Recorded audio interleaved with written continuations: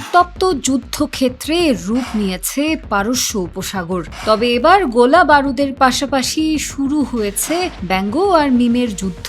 যুক্তরাষ্ট্র যখন কৌশলগতভাবে গুরুত্বপূর্ণ হরমুজ প্রণালী অবরোধের ঘোষণা দেয়, তখনই পাল্টা জবাব আসে এক অপ্রত্যাশিত দিক ভারতের মুম্বাইয়ে অবস্থিত ইরানের কনসুলেট থেকে। তারা সরাসরি হুমকি দেয়নি, বরং বেছে নিয়েছে ব্যঙ্গ, একটি বলিউড মিম। 2007 সালের কমেডি ছবি ধামালের একটি দৃশ্য শেয়ার করে তারা যেন পুরো বিশ্বকে জানিয়ে দিল এই লড়াই শুধু অস্ত্রের নয়, মনস্তত্ত্বেরও। মিমটিতে রিতেশ দেশমুখের চরিত্রকে যুক্তরাষ্ট্র হিসেবে দেখানো হয়, যে পালিয়ে ভাবছে বেঁচে গেল, অথচ পেছনেই রয়েছে তারা করা শত্রুরা, যাদের প্রতীক বানানো হয় ইরানকে। একই দিন অন্য আরেকটি মিমে ইরানি কনসুলেট বলিউড কিং শাহরুখ খানের বিখ্যাত সংলাপ ব্যবহার করে সতর্ক করেছে, अभी तो सिर्फ ट्रेलर है, पिक्चर अभी बाकी है। অর্থাৎ আকারে ইঙ্গিতে ইরানের হুমকি, আসল সংঘাত এখনো বাকি। এদিকে পরিস্থিতি কিন্তু মোটেও হাসির নয়।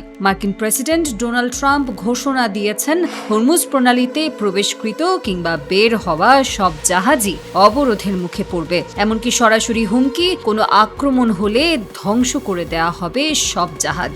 এই ঘোষণার পর উত্তেজনা ছড়িয়ে পড়েছে পুরো পারস্য উপসাগরে, কারণ বিশ্বের বিপুল পরিমাণ তেল ও গ্যাস এই পথ দিয়েই যায়। এটি বন্ধ মানেই বৈশ্বিক অর্থনীতিতে ঝড়। কিন্তু ইরানের বার্তা পরিষ্কার, তারা ভয় পায়নি। পারস্য উপসাগরের লাল মৌমাছি নামে নিজেদের দ্রুতগামী নৌবাহিনীকে তুলে ধরে তারা জানিয়ে দিয়েছে প্রয়োজনে ঝাঁকের মতো আঘাত হানবে। তবে বলা যায়, যুদ্ধ এখন শুধু মাটিতে বা সমুদ্রে নয়, চলছে সামাজিক যোগাযোগ মাধ্যমেও।